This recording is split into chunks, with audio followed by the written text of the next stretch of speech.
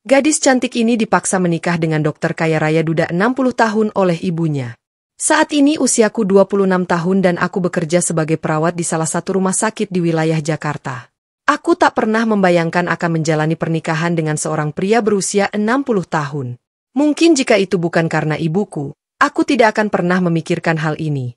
Semua ini dimulai saat ibuku Sulastri bekerja sebagai pembantu di rumah Dr. Hendro, seorang dokter yang sangat baik dan dermawan.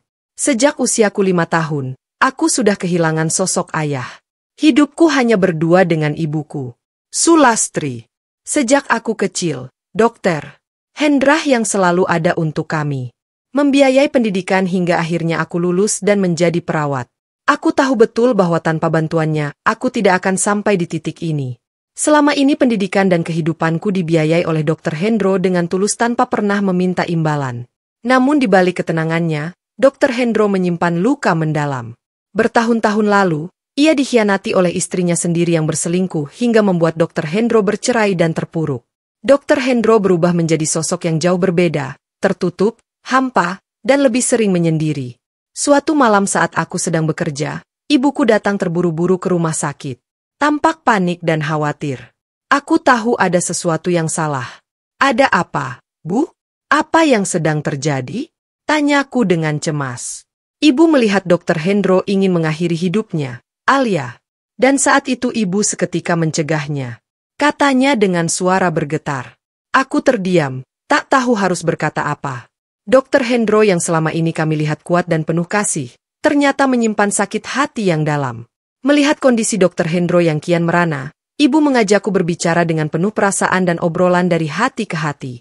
Ibu menawarkan sebuah pilihan besar kepadaku untuk menemani kesepian Dr. Hendro dengan menjadi pendamping hidup dan menikah dengan Dr. Hendro. Bukan karena paksaan semata, melainkan sebagai ungkapan terima kasih atas semua kebaikan beliau selama ini. Ibu yakin mungkin akulah satu-satunya harapan untuk menyembuhkan luka hati Dr. Hendro. Makanya ibu ingin kau menikah dengan Dr. Hendro, Alia. Cuma Alia yang bisa menyembuhkan hatinya, kata ibuku dengan suara penuh harap. Aku terpaku mendengarnya. Aku belum siap menikah. Bagaimana aku bisa siap menghadapinya? Terlebih dengan semua ketakutanku tentang pernikahan. Aku belum siap. Namun ibu sudah memutuskan. Aku merasa terperangkap dan terhimpit oleh kewajiban dan bakti kepada orang tua. Jika ini adalah takdir yang harus kujalani, sebagai rasa terima kasih kepada orang yang telah membantuku selama ini, aku ikhlas menerima semuanya. Mata ibu berkaca-kaca saat aku mau menikahi Dr. Hendro. Ia memelukku erat. Begitu erat seolah takut aku berubah pikiran. Terima kasih, Alia. Terima kasih. Ibu hanya bisa mendoakan. Semoga keputusan ini dipenuhi kebaikan dan kebahagiaan. 2 minggu kemudian semuanya disiapkan dengan sederhana. Tak ada pesta mewah, hanya akad nikah di rumah Dr. Hendro. Aku memakai gaun putih sederhana. Sementara Dr. Hendro memakai setelan jas hitam rapi berwibawa. Ketika akad dimulai, hatiku gemetar. Saat terucap ijab kabul dari mulut Dr. Hendro, hatiku berdegup kencang dan saat ini aku resmi menjadi istri Dr. Hendro. Aku resmi menjadi milik seorang pria yang jauh lebih tua dariku. Dan kini yang kutakutkan benar-benar terjadi. Malam ini aku harus masuk ke kamar yang sama dengannya. Aku harus menghadapi malam pertama yang selama ini selalu menghantuiku. Dengan langkah perlahan, aku berjalan menuju kamar yang kini menjadi kamar suamiku. Tanganku berkeringat, kakiku hampir menyeret lantai. Saat aku membuka pintu, kulihat beliau duduk di tepi ranjang, menunduk seperti seseorang yang tidak tahu harus berbuat apa. Alia! Suara beliau penuh kegugupan. Aku berdiri mematung. Tubuhku kaku. Dalam hatiku aku hanya bisa berdoa, semoga semua ini tidak seseram yang kubayangkan. Dr. Hendro perlahan berdiri dari tepi ranjang. Matanya menatapku penuh kegugupan dan rasa bersalah. Ia berjalan pelan ke arahku lalu berhenti beberapa langkah di depanku. Wajahnya tampak lelah namun juga tulus. Suaranya lirih. Maafkan saya sudah menyeretmu ke dalam pernikahan ini. Aku menunduk. Tidak tahu harus menjawab apa. Aku hanya menggenggam jemariku sendiri. Mencoba menahan getaran hebat dalam tubuhku. Beliau menarik napas panjang lalu berkata lagi, kamu tidak perlu takut. Aku tidak akan menyentuhmu malam ini atau kapanpun. Kecuali kamu yang menginginkannya. Aku mendongak menatap beliau dengan mata membelalak tak percaya. Aku hampir berpikir aku salah dengar. Saya hanya ingin kamu bisa ada menemaniku malam ini. Selama ini hidupku masih dihantui bayang-bayang pengkhianatan masa lalu. Aku tahu ini tidak mudah untukmu, Alia. Maafkan aku. Aku hanya ingin melindungimu, bukan membuatmu ketakutan. Seketika air mata menggenang di pelupuk mataku, perasaan hangat menjalari dadaku. Semua ketakutan yang menumpuk selama ini perlahan-lahan luruh. Aku mengangguk kecil dan beliau tersenyum tipis. Senyuman yang selama ini tidak pernah kulihat lagi sejak beliau bercerai. Dengan hati-hati, beliau mengambil selimut dari atas ranjang, lalu meletakkannya di sofa panjang di sudut kamar. Aku tidur di sini saja, katanya lembut. Aku tidak bisa menahan air mataku lagi. Aku menangis dalam diam, menutup mulutku agar suara tangisku tidak terdengar. Malam itu, untuk pertama kalinya dalam hidupku, aku merasa diperlakukan dengan begitu mulia. Bukan sebagai istri yang dimiliki, tapi sebagai manusia yang dihormati. Aku berbaring di ranjang masih dengan air mata di pipiku, menatap langit-langit kamar. Sementara di sudut ruangan Dr. Hendro sudah terlelap di sofa. Tubuhnya terlihat lelah namun tenang. Dan malam pertamaku, malam yang kutakuti sepanjang waktu justru menjadi malam di mana aku merasakan ketenangan yang belum pernah kurasakan sebelumnya. Tanpa sadar, aku mulai menantikan momen-momen sederhana bersama Dr. Hendro. Sekadar sarapan bersama, berbagi cerita ringan, atau menonton berita malam di ruang keluarga. Sikap beliau yang selalu penuh pengertian membuatku nyaman. Tidak pernah sekalipun beliau menuntutku untuk menjadi istri yang sempurna. Beliau hanya ingin aku bahagia. Suatu malam saat listrik mendadak padam, aku mendapati diriku berlari kecil ke arah beliau. Entah kenapa aku merasa aman saat ada di dekatnya. Kamu takut gelap ya, Alia? Suara beliau terdengar lembut dalam gelap. Aku mengangguk malu-malu. Dengan sigap, beliau menyalakan lilin dan meletakkannya di meja. Wajahnya yang diterangi cahaya lilin terlihat begitu hangat di mataku. Dalam keremangan itu, aku bisa melihat semua luka di matanya, semua kesepian yang berusaha beliau sembunyikan. Tanpa sadar, aku bertanya, "Dokter, apa dokter pernah merasa sangat kesepian?" Beliau terdiam sejenak lalu mengangguk perlahan. "Sering, tapi sekarang tidak lagi." Matanya menatapku dalam dan penuh makna. "Karena kamu di sini, Alia." Jantungku berdetak lebih cepat. Aku menunduk, merasakan wajahku memanas. Ada sesuatu yang bergetar dalam hatiku. Rasa yang selama ini tak pernah kurasakan pada seorang pria seperti beliau. Malam itu untuk pertama kalinya aku mulai menerima bahwa mungkin pernikahan ini bukan sekadar balas budi. Mungkin ini adalah awal dari sesuatu yang jauh lebih dalam dan aku tidak lagi merasa takut. Beberapa minggu setelah kejadian malam itu, hubungan kami semakin dekat. Aku yang awalnya canggung perlahan merasa nyaman berada di sisinya. Setiap hari, Dr. Hendro selalu menyapaku dengan senyum hangat dan perhatian kecil yang tak pernah absen. Suatu malam, aku pulang dari belanja kebutuhan dapur di minimarket dekat rumah. Hujan turun dengan derasnya, membuat bajuku basah kuyuk meski sudah memakai payung. Begitu aku masuk ke dalam rumah, Dr. Hendro langsung menghampiriku dengan ekspresi khawatir. "Kamu kenapa basah-basahan begitu, Alia? Nanti sakit." Beliau segera menarikku masuk ruang tamu, mengambilkan handuk, dan menyelimuti bahuku dengan sigap. Tindakannya yang penuh perhatian membuat dadaku terasa hangat. Beliau bahkan menyuruhku duduk di sofa dan berlari kecil ke dapur untuk membuatkan wedang jahe hangat. Saat beliau kembali dan menyodorkan cangkir hangat itu ke tanganku, aku tidak bisa menahan perasaan yang menyeruak dalam dada. "Terima kasih, dokter." Gumamku pelan. Beliau tersenyum tipis lalu berkata dengan suara yang sedikit serak, "Kamu tahu, Alia? Aku merasa rumah ini hidup lagi sejak ada kamu. Rasanya aku tidak lagi sendiri." Aku menggigit bibir, menahan gejolak di dadaku. Mataku memandangnya lama, membaca kesungguhan di matanya yang teduh. Entah apa yang merasukiku. Aku meletakkan cangkir di meja, lalu perlahan meraih tangannya. "Dokter tidak sendiri lagi," bisikku lirih. "Aku di sini. Aku akan selalu di sini." Seketika itu juga aku melihat matanya berkaca-kaca, bibirnya bergetar, seolah menahan emosi yang selama ini dipendamnya sendiri. Tanpa sadar, beliau mengusap lembut rambutku seperti takut aku menghilang. Aku menutup mataku, membiarkan sentuhan hangat itu memenuhi ruang kosong di hatiku yang dulu selalu ketakutan. Malam itu, aku benar-benar jatuh hati bukan pada harta, bukan pada belas kasihan, tapi pada ketulusan seorang pria yang selama ini hanya ingin dicintai apa adanya. Malam itu, setelah makan malam yang sederhana namun penuh kehangatan, aku merasa ada sesuatu yang berbeda antara kami. Dr. Hendro tak hanya memberiku perhatian, tapi juga kepercayaan yang aku rasa begitu tulus. Di balik mata yang selalu penuh kecemasan, aku bisa melihat sisi lembut yang selama ini tersembunyi. Ketika kami berdua naik ke kamar, suasana menjadi lebih intim. Aku merasa semakin canggung. Namun ada semacam kekuatan dalam tatapan Dr. Hendro yang membuatku merasa aman. Kali ini beliau tidak lagi tampak seperti pria yang rapuh, melainkan seseorang yang ingin memberi dan menerima cinta dengan cara yang lembut dan penuh pengertian. Aku duduk di pinggir tempat tidur, menggigil bukan karena kedinginan tetapi karena perasaan yang mulai menyesak di dada. Aku mengingat kata-kata ibuku beberapa minggu lalu bahwa pernikahan ini adalah sesuatu yang harus aku jalani. Namun malam itu aku merasa ada sesuatu yang lebih dari sekadar kewajiban. Ada cinta meski itu datang perlahan dan bertahap. Duduklah, Alia. Suara Dr. Hendro terdengar lembut hampir berbisik. Aku pun menurut dan duduk di sebelahnya. Beliau meraih tanganku dengan perlahan seperti memegang sesuatu yang sangat berharga. Alia, aku tahu kau takut.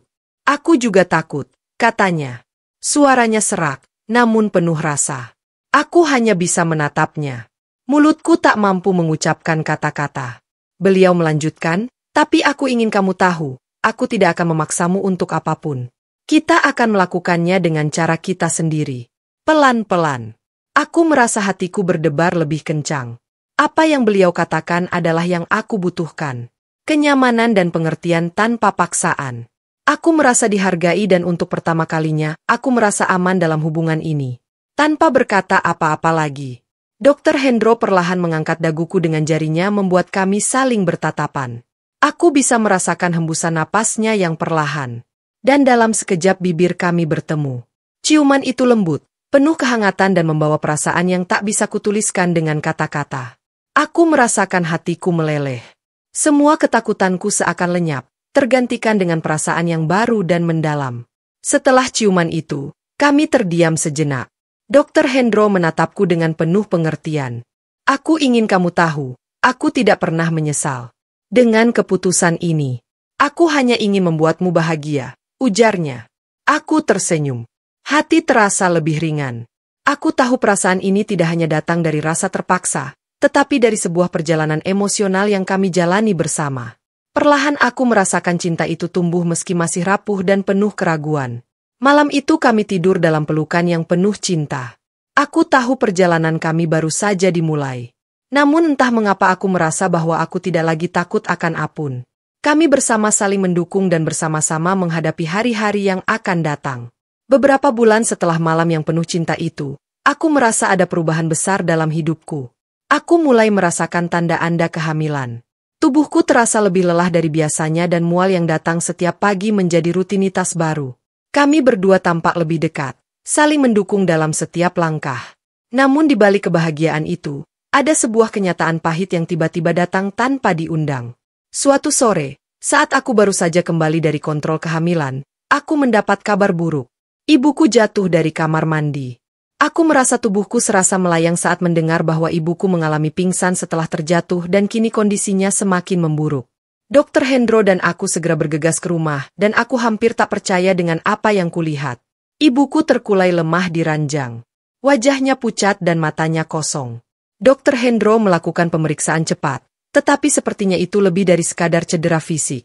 Ibuku yang selama ini menjadi satu-satunya tempatku bergantung tanpa terbaring tanpa bisa mengenali siapapun. Dokter, bagaimana kondisi ibu? Tanyaku dengan suara tercekat. Dr. Hendro menatapku dengan penuh keprihatinan. Mungkin karena trauma fisik dari jatuhnya, ingatannya terganggu. Ini serius. Aku tidak tahu harus bagaimana. Perasaan takut dan bingung menguasai diriku. Aku merasa dunia ini begitu berat. Seakan segala hal yang terjadi begitu cepat dan tak terduga. Beberapa hari setelah kejadian itu, ibuku tak lagi mengenali aku dengan jelas. Kadang ia menyebutku dengan nama orang lain, atau hanya dia menatapku dengan tatapan kosong yang membuat hatiku pedih. Aku merasa seperti kehilangan ibu yang selama ini selalu ada untukku, yang telah mengorbankan segalanya untukku. Aku merasakan betapa rapuhnya hidup ini. Bagaimana kebahagiaan bisa terenggut begitu saja? Dr. Hendro selalu ada di sisiku, membantu merawat ibu. Ia selalu sabar memberi aku dukungan tanpa henti. Namun aku tahu semakin lama aku berada dalam situasi ini, semakin besar beban yang aku rasakan. Kehamilan ini membuat tubuhku lelah dan kondisi ibuku yang semakin buruk membuat hatiku remuk. Namun, di balik semua itu, aku juga merasakan satu hal yang belum pernah kurasakan sebelumnya. Kekuatan untuk tetap bertahan. Aku tahu aku tidak bisa menyerah. Bukan hanya untuk diriku sendiri, tetapi juga untuk ibu dan untuk kehidupan yang baru ini. Dr. Hendro selalu mendampingiku dengan penuh kesabaran. Terkadang aku merasa sangat bersyukur karena ia ada di sampingku, menjadi penopang di saat-saat terberat. Kami saling menguatkan, bahkan ketika semuanya tampak gelap. Kehadiran bayi dalam kandunganku menjadi satu-satunya cahaya yang mengingatkanku bahwa hidup harus terus berjalan. Seminggu setelah kejadian itu, keadaan ibuku semakin memburuk. Meski dokter telah melakukan yang terbaik, harapan untuk melihatnya kembali seperti dulu mulai memudar. Aku merasa tak sanggup lagi. Di satu sisi, aku harus menjaga kesehatanku untuk bayi dalam kandunganku. Namun, di sisi lain, aku tidak bisa meninggalkan ibuku yang sedang berjuang di ranjang sakit. Dr. Hendro selalu ada untukku. Setiap hari ia datang untuk memastikan kondisiku dan mengatur segala perawatan ibu. Namun meskipun ia selalu berusaha menghiburku dengan kata-kata dan tindakan lembutnya, aku tahu dalam hatinya juga ada kesedihan yang mendalam. Ia kehilangan semangat hidup yang dulu penuh gairah. Dan meski kami tidak pernah membicarakan ini secara langsung, aku tahu ia merasa hampa seperti kehilangan sosok ibu yang begitu berarti. Suatu sore saat aku sedang duduk di samping ranjang, ibu memegang tanganku. Aku merasakan sesuatu yang tak terkatakan. Ibuku membuka matanya yang lemah dan melihatku dengan tatapan penuh kasih. Namun, kali ini ada sesuatu yang berbeda. Jaga bayi itu, Alia. Jaga dia baik-baik, kata ibu dengan suara yang sangat pelan. Aku menitkan air mata. Ibu harus bertahan, Bu. Aku butuh ibu. Namun ibu hanya menggelengkan kepalanya. Aku sudah cukup menjalani hidup ini. Kamu akan baik-baik saja. Ini sudah waktu untuk pergi. Katanya aku memeluk ibu dengan erat. Meski aku tahu dalam pelukanku ada sesuatu yang lebih dalam yang lebih menyakitkan daripada apapun. Beberapa jam setelah itu, ibuku akhirnya menghembuskan napas terakhirnya. Meninggalkan dunia ini dengan penuh kedamaian. Aku merasa tak ada lagi yang bisa mengisi kekosongan yang ia tinggalkan. Dr. Hendro, meskipun juga merasa kehilangan, ia tetap ada di sisiku. Ia menyokongku untuk tetap teguh. Meskipun hatiku remuk, aku merasa sangat kehilangan, tetapi juga merasa ada satu hal yang harus kulanjutkan. Hidup untuk anak yang ada dalam kandunganku. Dr. Hendro memastikan bahwa aku mendapatkan perawatan terbaik selama masa kehamilan.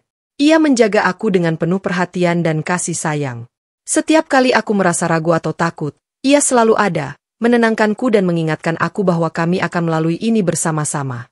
Di saat-saat sulit, aku mulai menyadari bahwa kehilangan ibuku adalah sebuah pelajaran berharga tentang hidup.